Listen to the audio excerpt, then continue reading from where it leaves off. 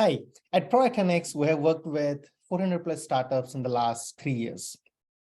The one thing that comes as a theme for us once a startup reaches seed stage really is, do we have the right founding member structure? And there are two different segments that we have. One, solo founders driving the complete product and the startup at that point of time. The second segment is a group of founders. It could be more than two. And they are really the ones who are looking at the fundraising strategy, the product, the operations, and let's say sales strategy. In this particular discussion, let's focus on what if I am a solo founder, what's the perception, what's the reality, and if that is me, what should I really be focusing on for the growth of my company? So let's talk through the solo founder scenario. So when we talk about the solo founder, what we want to really think about is, what is the body of work that a founder is supposed to do, and do I have the right help? That's really what you should be thinking about. So what it means is, if I'm the one who is defining the product roadmap, who is working with the development teams and also doing the UX, UI designs and delivering the product, I'm the same one who is going through the prospecting and sales. And the same person probably is also working on some of the social marketing angle. And then the same person is also doing the fundraise aspect of it. As you can really think through, there are too many things that this solo founder is trying to juggle with. And what this means is, after some point of time, the founders get burnout. Could be 12 months, 18 months, doesn't really matter. But the point is, it really affects a lot on the mental health, and which need to be taken seriously. And for that reason, what we have really is, we have the perception side of it, from what are the outsiders thinking about the solo founders. So there are two things that we need to really look into from the external perception angle. Number one, why couldn't this founder inspire and motivate others to join in as co-founder that made this person be solo founder? So that's really one perception that comes in very regularly. Sometimes whether it is the angel investors or VCs may not share directly with you, but that's one thing that you need to be cognizant of.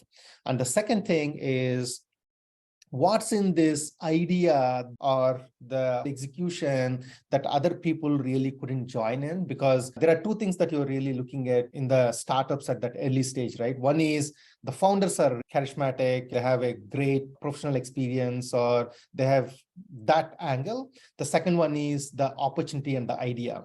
So now, especially with the solo founders, it might be that people are thinking, what's in this idea that people didn't really join in? So those are the two things that you need to work through. But as I said, that it is also very relevant that there are great examples where solo founders really went all the way in. And some of the great examples with the public companies is Amazon, eBay, and Craigslist are the ones where you have the solo founders, and then we see multi-billion or trillion-dollar valuation of these companies in the public market. So it's not that it can be possible, but it is just that it's all the more difficult for the solo founders to really get out there. And now let's come to the reality of it, which is to say, okay, I'm a solo founder, and what are the tips that we can provide? So there are 5 things that we've realized in the last 3 years. Number one, make sure you understand what you are really good at and where you need development. Number 2, realize that you can't do everything on your own.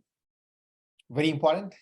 And you need people to help you. Number 3, identify the right set of advisors and mentors that can commit you in the long term, so that you have the right help on your side and you are not alone in this journey. Number 4, bring in the right people for the body of work or the functions that you really need help with.